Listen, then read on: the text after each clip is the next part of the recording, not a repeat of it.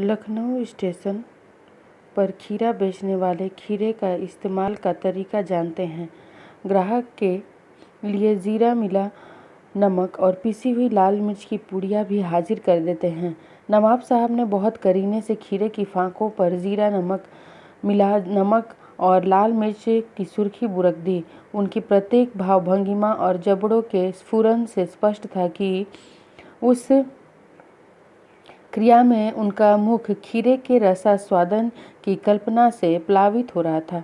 लेखक बताते हैं कि लखनऊ स्टेशन पर जो खीरे मिलते हैं वे ग्राहक के मन को समझते हुए उसमें नमक और पिसी हुई लाल मिर्च की पुड़िया बनाकर रखते हैं।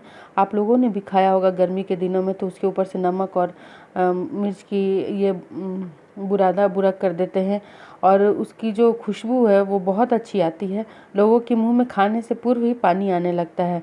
जैसे ही उन्होंने खीरे की फाकों पर नमक और लाल मिर्च मिली हुई नमक की सुर्खी बुरक दी, वैसे ही उनका जो मुंह था वो पानी से भर आया। लेखक बताते हैं कि उनकी जो भाव भंगिमा थी, उनका जो मतलब चेहरे का जो भाव था, वह बताता है कि उन्हें खीरे की खुशबू आ रही थी और किस प्रकार उनके मुंह में पानी आ रहा था।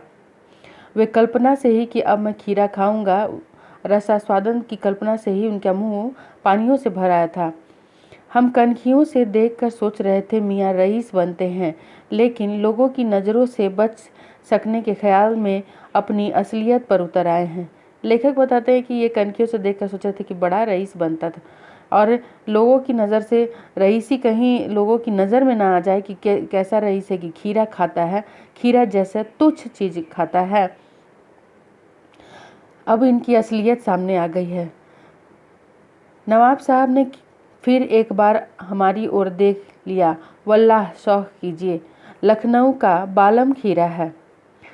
नमक मिर्च छिड़क दिए जाने से ताजे खीरे की पनियाती फांकें देखकर पानी मुंह में जरूर उतर रहा था, लेकिन इनकार कर चुके थे। आत्मसम्मान निभाना ही उचित समझा। उत्तर दिया, शुक्रिया, इस वक्त तलब महसूस नहीं हो रही है, मैदा भी ज़रा कमज़ोर है, किबला शौक फरमाइए। लेखक को उन्होंने दोबारा पूछा कि वल्लाह शौक कीजिए, मतलब आप भी लीजिए कि यह लखनऊ का सबसे प्रसिद्ध बालम खीरा है। नमक मिर्च लगा देने की वजह से जो उसमें से खुशबू आ रही थी, उसकी वजह से लेखक के भी मुंह में पानी आ रहा था, लेकिन उन्होंने पहले ही इनकार कर दिया था। इसकी वजह से अब आत्मसम्मान को ठेस पहुंच जाएगी कि एक बार मना कर दिया, फिर दोबारा खा लूं तो क्या सोचेगा मेरे बारे में। इस वजह से उन्होंने उसे निभाना ही अच्छा समझा और कह दिया कि नहीं, आप खाइए, मुझे इसकी तलब नहीं महसूस हो रही, अर्थात मुझे अभी भूख नहीं महसूस हो रही है और ज़रा पेट भी ठीक नहीं है, आप ही खाइए। नवाब साहब ने अतृष्ण आंखों से नमक मिर्च के संयोग से चमकती खीरे की फांकों की ओर देखा। खिड़की के बाहर देखकर दीर्घ निश्वास लिया। खीरे की एक फांक उठाकर होठों तक ले गए, फांक को सूंघा, स्वाद के आनंद में पलकें मूंद गई। मुंह में भर आए पानी का घूंट गले से उतर गया। तब नवाब साहब ने फांक को खिड़की से बाहर छोड़ दिया। नवाब साहब खीरे की फांकों को नाक के पास ले जाकर वासना से रसास्वादन कर खिड़की से बाहर फेंकते गए। लेखक के इनकार कर देने पर नवाब साहब को लगा कि अब ऐसा लगता है कि मैं खीरा नहीं खा पाऊंगा।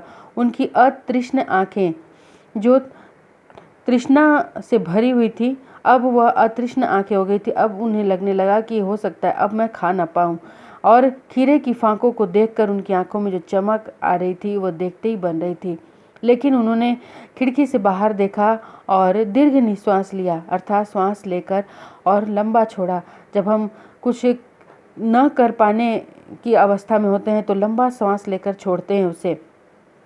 फिर उन्होंने खीरे की फांकों को उठाया, होठों तक ले गए और उसकी खुशबू को लंबे सांस के खींचकर और अपने अंदर लिया। उसके बाद उसकी खुशबू से, उसके खुशबू के स्वाद से, उसके खुशबू के आनंद से आंखें मूंदकर उसका रसास्वादन का आनंद लेने उनके मुंह में पानी भर आया और फिर उन्होंने उस पानी को नीचे घुटक लिया।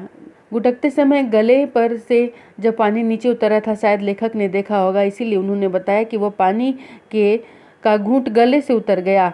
तब नवाब साहब ने अपनी नवाबी दिखाते हुए क्या किया, खीरे को खिड़की से बाहर फेंक दिया। इसी प्रकार जितने भी उन्होंने फांके की थी वो सूंघ सूंघ कर खिड़की से बाहर फेंकते गए। नवाब साहब ने खीरे को उसकी सब फांकों को खिड़की से बाहर फेंककर तौलिए में हाथ और होठ पोंछ लिए और गर्व से गुलाबी आंखों से हमारी ओर देख लिया, मानो कह रहे हों, यह है रासा खानदानी रईसों का तरीका। अपनी नवाब की कुर्सी बनाए रखने के लिए, अपनी नवाबी को बरकरार रखने के लिए उन्होंने क्या किया, सारे खीरे की फांकों को खिड़की से बाहर फेंक दिया। उसके बाद जिस प्रकार हम कुछ खा लेने के बाद हाथों को पोंछते हैं, मुंह को पोंछ लेते हैं, वैसे ही उन्होंने ऐसा जताया कि उन्होंने खीरे के रसा स्वादन से ही खीरे को खा लिया है।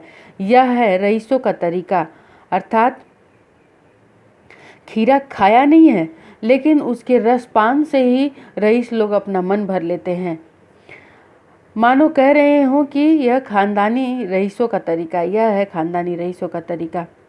लेखक इसके माध्यम से बताना चाहते हैं कि उन्होंने गर्ववश और अपना गर्व बनाए रखने के लिए, अपने अभिमान को बनाए रखने के लिए मेरे मना कर देने पर खीरे की फांकों को खाया नहीं, उसे फेंक दिया, क्योंकि उन्हें यह भी तो जताना था कि वे लखनऊ के नवाब हैं। नवाब साहब खीरे की तैयारी और इस्तेमाल से थक कर लेट गए। हमें तस्लीम में सिर खम कर लेना पड़ा। यह है खानदानी तहजीब, नफासत और नज़ाकत।